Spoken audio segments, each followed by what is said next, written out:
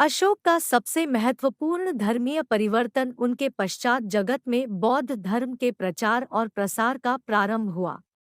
उन्होंने अनेक बौद्ध स्तूपों, मठों, विहारों और चैत्यालयों का निर्माण किया। वे धर्मीय संघ की स्थापना करने के लिए कार्य करने वाले महापुरुषों का सम्मान करते थे और उनका समर्थन करते थे।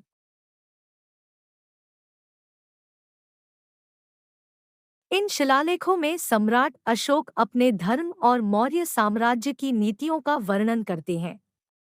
ये शिलालेख भाषा के साथ साथ विभिन्न भौगोलिक स्थानों पर लगे गए थे, जिनमें भारत, नेपाल, पाकिस्तान और अफगानिस्तान शामिल थे।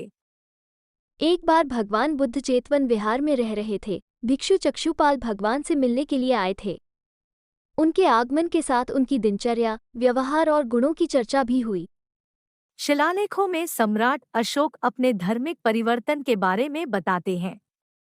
उन्होंने अहिंसा, सत्य, तपस्या, ध्यान, दया, मैत्री, प्रेम और अनुकंपा जैसे मौर्य धर्म के मूल सिद्धांतों को बढ़ावा दिया।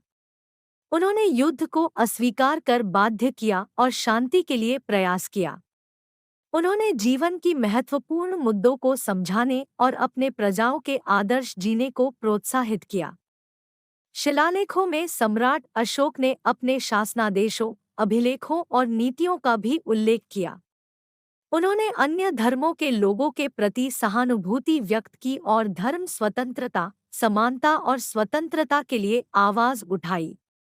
उन्होंने साम्राज्य के समग्र विकास और सामाजिक न्याय के लिए नीतियों का विस्तार किया। सम्राट अशोक ईसा पूर्व 304 से ईसा पूर्व 232 विश्व प्रसिद्ध एवं शक्तिशाली भारतीय मौर्य राजवंश के महान सम्राट थे। अशोक बौद्ध धर्म के सबसे प्रतापी राजा थे। सम्राट अशोक का पूरा नाम देवानाम प्रिय अशोक, राजा प्रियदर्शी देवताओं का प्रिय था। उनका राजकाल ईसा पूर्व 269 से 232 प्राचीन भारत में था। सम्राट अशोक एक महान भारतीय शासक थे जिन्होंने मौर्य वंश का विस्तार किया था। वे भारतीय इतिहास में अपनी महत्वपूर्ण भूमिका निभाते हैं। अशोक का जन्म 304 ईसा पूर्व मगध साम्राज्य के राजा बिंदुसार के पुत्र के रूप में हुआ था। उनका जन्मस्थान पटना। सम्राट अशोक की पत्नी का नाम रानी देवी था और उनके बीच 2 पुत्र हुए थे। पहले पुत्र का नाम महेंद्र था, जो अशोक के उत्तराधिकारी के रूप में तैयार किया गया था, लेकिन वह प्राकृतिक मृत्यु में निधन हो गया।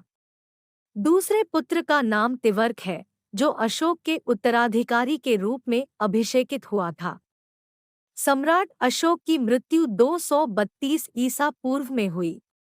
उनके मरने के बाद उनके पुत्र तिवर्क ने साम्राज्य का शासन संभाला, लेकिन यह जल्द ही खत्म हो गया और मौर्य वंश का अस्तित्व खत्म हो गया।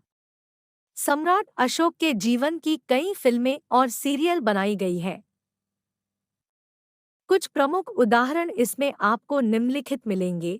चक्रवर्ती सम्राट अशोक 2001 उदास स्माइली। इस फिल्म में सम्राट अशोक का किरदार अजय देवगन द्वारा निभाया गया है।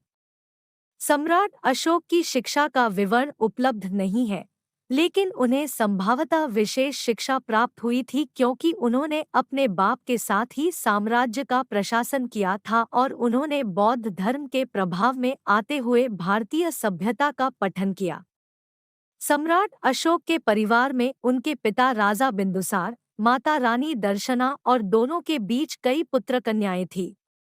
उनके पिता के मरने के बाद अशोक ने युवा उम्र में ही साम्राज्य का शासन संभाला।